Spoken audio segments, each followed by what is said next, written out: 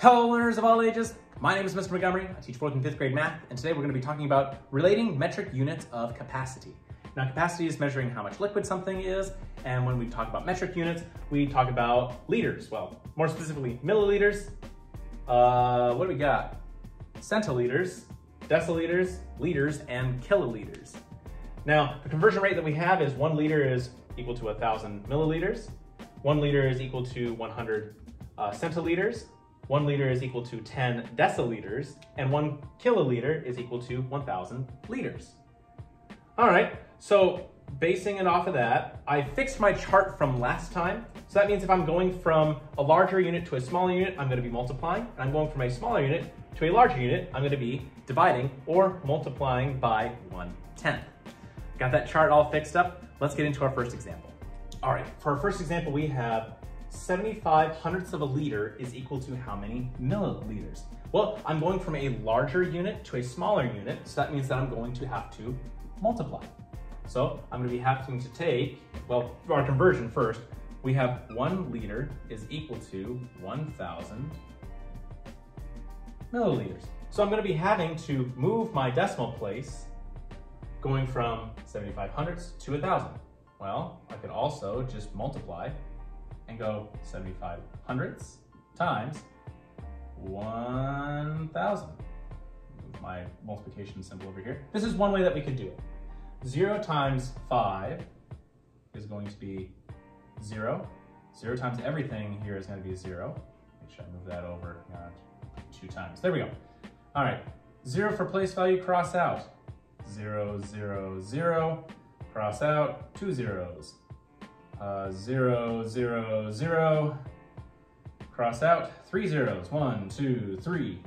And 1 times everything is 75, oops, 75. That's a lot of work in order for me to get my answer. Got all these zeros, and all these zeros, and all these zeros. And I have to move it over 2 spots, which would be 750, which would be my answer. But there has to be an easier way, Mr. Montgomery. And there is.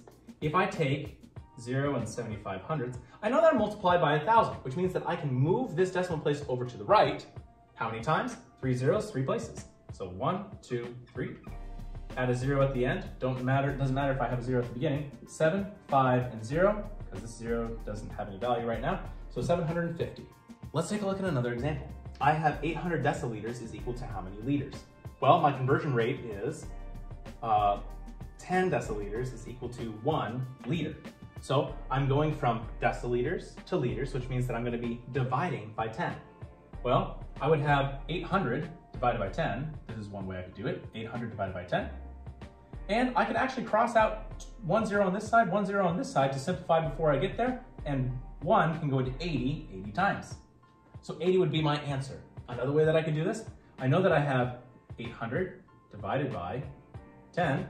Well, that means that I'm just going to cross out 1 0 here, 1 0 here, essentially what I did here, and I have 80 as my answer. Or another way that I could do it, 800, I know I have 1 0 in my problem. I know that I'm going to have to move the decimal place to make it a smaller number, and 80 would be my answer. Those are 3 ways that you can solve for this problem.